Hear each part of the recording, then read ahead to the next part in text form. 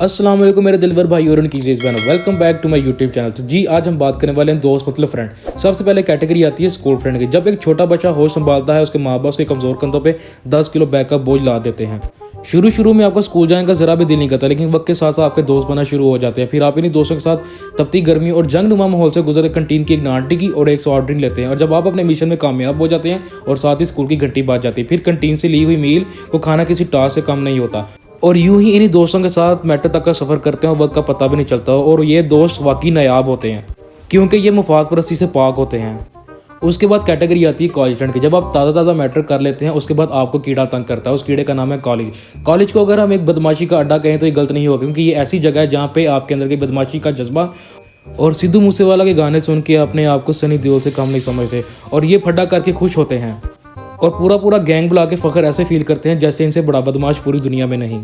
और इस शुगल मेले और बदमाशी के चक्करों में भूल जाते हैं कि कॉलेज में फीस बदमाशी की नहीं बल्कि पढ़ाई की दी हुई है। फिर यूं वक्त गुजरता जाता है और बोर्ड के एग्जाम्स इनको अपना तारुफ करवाते हैं। फिर यही बच्चे एग्जाम से करीब आते आते अपनी औकात में आते जाते हैं और पास होने के मुख्तलिफ जुगाड़ ढूंढते हैं और जैसे तैसे करके कॉलेज और बदमाशी के चक्करों से निकल के इंटरमीडिएट पास कर ही लेते हैं। इसके बाद कुछ बच्चे अपने अब्बा हजूर के साथ बिजनेस में हाथ बटाते हैं। जैसे कोई हैंगर्स के बिजनेस में बैठ जाता है और अपने अब्बा हजूर का बैठा बैठाया कारोबार मजीद तबाह बर्बाद कर देता है। और कुछ डिको मक्खन टॉफी के बिजनेस में चले जाते हैं और कुछ मेरी तरह अपने एवरेज मार्क्स के साथ यूनिवर्सिटी में एडमिशन के लिए एक्साइटेड होते हैं। फिर आते हैं यूनिवर्सिटी फ्रेंड। जब हम कॉलेज और स्कूल के चक्कर से निकल ग्रेजुएशन करने का जज्बा जागता है, पाकिस्तान के डिफरेंट यूनिवर्सिटीज़ में अप्लाई करने शुरू कर देते हैं। MCAT, ECAT, NTS के एग्जाम्स के चक्करों में पड़ जाते हैं।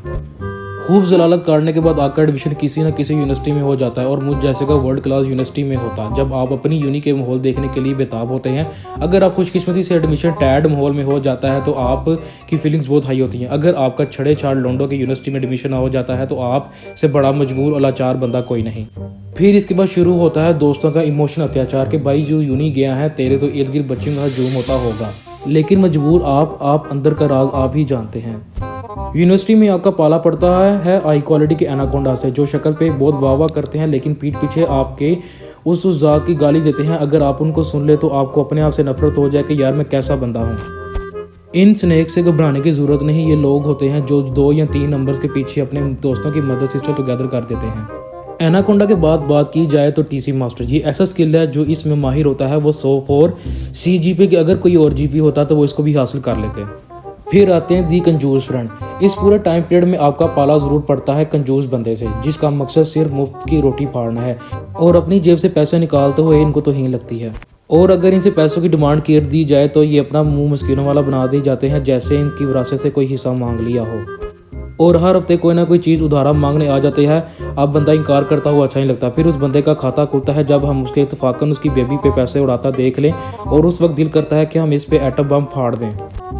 फिर बात की जाए दी बाइकर फ्रेंड। ये ऐसे दोस्त होते हैं जिनके अंदर होता है मूंछों वाला कीड़ा और इन लोगों को कभी सुकून नसीब नहीं होता और उनकी बेसुकूनी का इजहार इनके बाइक पे कर देते हैं। जब कोई बंदा गलती से इनके पीछे अपनी तशरीफ रख लेता है तो मौत के नज़दीक से दर्शन कर आता है और पीछे बैठने वाले बंदे के मुंह से अपने बारे में गाली सुन के ऐसे फख्र फील करते हैं जैसे इनको लिविंग ऑन दी एज का अवार्ड मिलना हो। और इनकी बाइक का स्ट्रक्चर कुछ यूँ होता है, ना कोई इंडिकेटर, ना कोई हॉर्न और ना कोई हेडलाइट और मीटर भी ऐसा जिसको कोई भी चाबी लग जाए। लेकिन इन सब बातों से दूर बाइकर्स की अच्छी बात ये होती है कि आपको कभी भी आपको बुरे वक्त में बाइक की ज़रूरत पड़ जाए या कोई भी बुरा वक्त आ जाए तो ये 24 घंटे अवेलेबल होते हैं और आपकी एक कॉल पर जानी में आया कहकर पहुंच जाते हैं। फिर बात की जाती है दी आवाज़ा फ्रेंड। ऐसे लोग जिन्होंने अपनी ज़िंदगी में हमेशा दुख देखा है और खुशी इनसे ऐसे दूर रहती है जैसे इनकी खुशी से पिछले 7 नस्लें दुश्मनी चलती आ रही हो। इनकी ज़िंदगी में हर किस्म का दुख लग जाते हैं। ना घर में इज्जत, ना दोस्तों में इज्जत। मोहल्ले की कुतियां भी इसको देख कर दुम नीचे कर लेती हैं और मोहल्ले में कोई भी इज्जत नहीं।